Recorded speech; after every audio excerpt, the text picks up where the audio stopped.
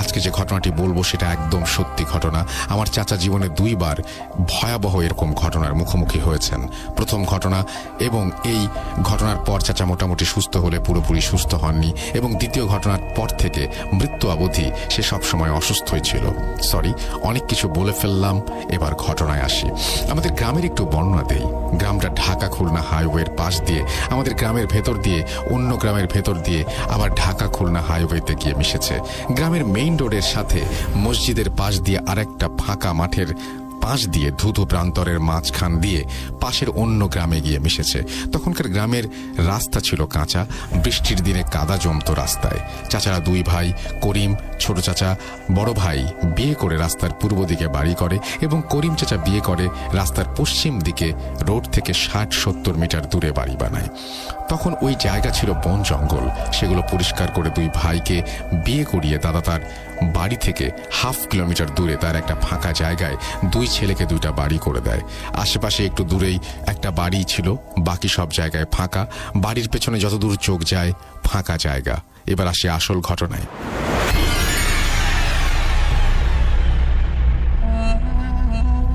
চাচার বয়স তখন 20-25। চাচা কৃষিকাজ করত।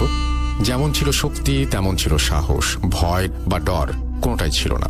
চাচা অনেক শক্তিশালী ছিল, তাই এলাকার শক্তিশালী ছেলেদের সাথে শক্তি পরীক্ষার জন্য বাও ধরত, যেটাতে তখন বোঝা যেত কার শক্তি কত বেশি। তো একদিন অনেকে কৃষি কাজ করছে একসাথে, এমন সময় চাচা তার এক বন্ধুকে বলল, বাবুল তুই আমার সাথে বাও ধরবি? তোকে এখানে এলাকার মানুষ অনেক শক্তিশালী পুরুষ বলে, আমার সাথে বাও ধরবি? বাবুল হেসে উড়িয়ে দেয়, আবার ভয়ও পায়, কারণ চাচা অনেক শক্তিশালী এবং ডান পিটে। যদি শক্তিতে একান্ত নাও পারে, তাও দেখা গেল চাচা তাকে মারধর করলো, এই ভয়ে সে প্রথমে রাজি হয়নি। পরে চাচার অনেক জোরাজুরিতে বাবুল একসময় রাজি হয়ে যায় এবং চাচাকে বলে, কাল ভোরে কাজে যাওয়ার আগে তোর সাথে বাও ধরবো। বাবুলও রাজি হয়ে যায়। যেখানে তারা কাজ করছিল ওইখানে ছিল একটা বড় পুরনো তাল গাছ। তো যেই কথা সেই কাজ। ওই দিন কাজ সেরে বাড়িতে চলে গেল তারা। চাচার নতুন বিয়ে হয়েছে। চাচা একটু নিচু জায়গায় পাশ থেকে মাটি কেটে উঁচু করে সেখানে বাড়ি করেছে, এবং সেখান থেকে মাটি কেটেছে, যেটা একটা বড় পুকুরে পরিণত হয়েছে। সেই পুকুরে চাচা চাচি সহ আশেপাশের লোকজন গোসল করত। পুকুরটা ছিল বাসার সামনে উঠান, এবং উঠান ঘেঁষে সেই পুকুরের অবস্থান। সময়টা ছিল বৃষ্টির সময়। ওই দিনে মোটামুটি বৃষ্টি, কিন্তু রাতে আকাশ পরিষ্কার হয়ে যায়। তখন চাঁদের আলোয় বাইরে তাকালে পরিষ্কার সবকিছু দেখা যায়। উঠান সহ আশেপাশে কাদায় ভরা। তো চাচা খেয়ে দিয়ে শুয়ে পড়েছেন। নর্মালি সে চাচির সাথে থাকে, চাচির সাথে শোয়, কিন্তু ওই দিন বারান্দায় শোয়, কারণ পরদিন ভোরে বাবুল আসবে। তো ঘরের ভেতরে শুলে বাইরে আসতে চাচি নানা কথা বলবে, তাই সে সিদ্ধান্ত নিয়েছে বারান্দায় শুবে। বাড়িটি ছিল টিনের। বারান্দার এক সাইডে একটা ছোট খাট, অন্য সাইড ফাঁকা।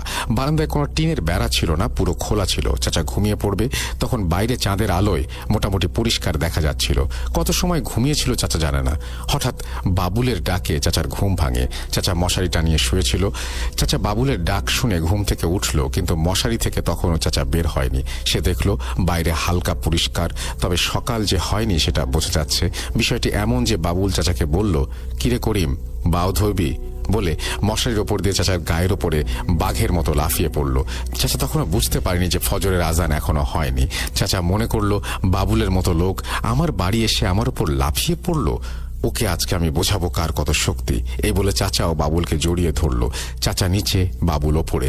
চাচা একটা জিনিস খেয়াল করলো, বাবুলের শরীরে পশমে ভরা, এবং পশমগুলো অনেক বড় এবং শরীর অনেক শক্ত। কোনো মানুষের শরীর এমন হতে পারে না। চাচা অনেক চেষ্টা করছে ওপরে ওঠার, কিন্তু পারছে না। শরীরের সব শক্তি দিয়েও চাচা যখন ওপরে উঠতে পারছে না, তখন হঠাৎ বাবুল চাচার মুখ চেপে ধরে এবং বলে, কিরে করিম কেমন লাগছে? আজ তোকে কে বাঁচাবে? মেরেই ফেলবো আজকে। চাচা তখন বুঝতে পারল বিষয়টি তার সাথে কি হচ্ছে। দুজন জড়াজড়ি করতে করতে মশারি ছিঁড়ে খাট থেকে নিচে পড়ে যায়, এবং বারান্দা থেকে জড়াজড়ি করতে করতে এক সময় উঠানে চলে আসে। খাট থেকে নিচে পড়ায় চাচার শরীর অনেক ব্যথা পায়। এত সময় ধরে জড়াজড়ি হচ্ছে, মনে হচ্ছে সব ভাঙচুর হয়ে যাবে, যেন চাচির ঘুম ভাঙছে না। তবুও উঠান ছিল পরিষ্কার। উঠোনেও সেই জাপটা জাপটি চলছিল, কিন্তু চাচা একবারও বাবুদের উপরে উঠতে পারছেন না। বাবুলই সবসময় চাচাকে দাবিয়ে রাখছেন। চাচা শরীরে সবটুকু শক্তি দিয়ে বেঁচে থাকার লড়াই করতে লাগলো, কিন্তু চাচার শরীরের শক্তি যেন অদৃশ্য শক্তির কাছে কিছুই না।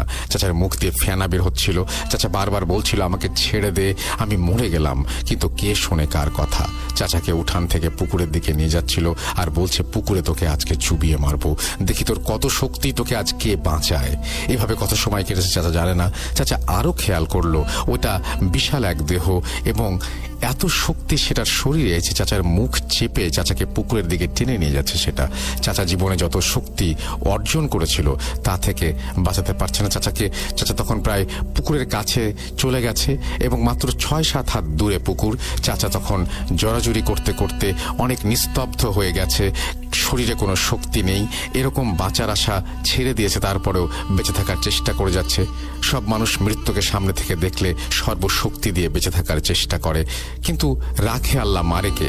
আমার নানা আবার ভোরের রাতে মাছ ধরতে যেত প্রায়, বিশেষ করে বৃষ্টির সময় ফজরের আজানের আগে।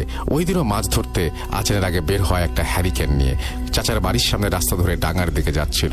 চাচার বাড়ির সামনে দিয়ে যাওয়ার সময় সে চাচার উঠোন থেকে হালকা গোয়ানির আওয়াজ পায়, আবার খেয়াল করে গোয়ানির শব্দ ওই বাড়ির দিক থেকে আসছে। নানা খেয়াল করলো গোয়ালে গরু রাখলে যেমন ধস্তাধস্তির শব্দ হয়, বাড়ির উঠোন থেকে তেমন শব্দ আসছে।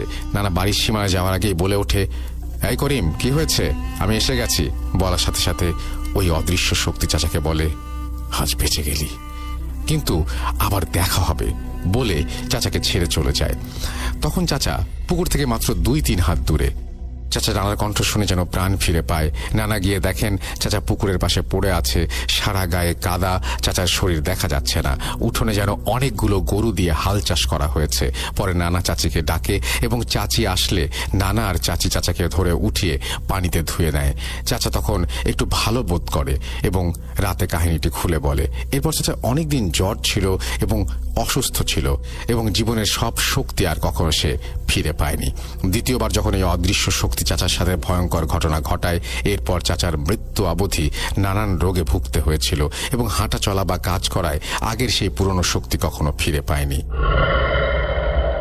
এই ছিল ঘটনা। ভালো লাগলে পড়ে শোনাবেন। পরে দ্বিতীয় ঘটনা শেয়ার করব। এছাড়া আরো কিছু ভয়ঙ্কর ঘটনা রয়েছে, সেগুলো সুযোগ পেলে শেয়ার করব। আপনি সুযোগ দিলে লিসেনারদের কাছে শেয়ার করব। ঘটনা শেয়ার করলে কল দেবেন।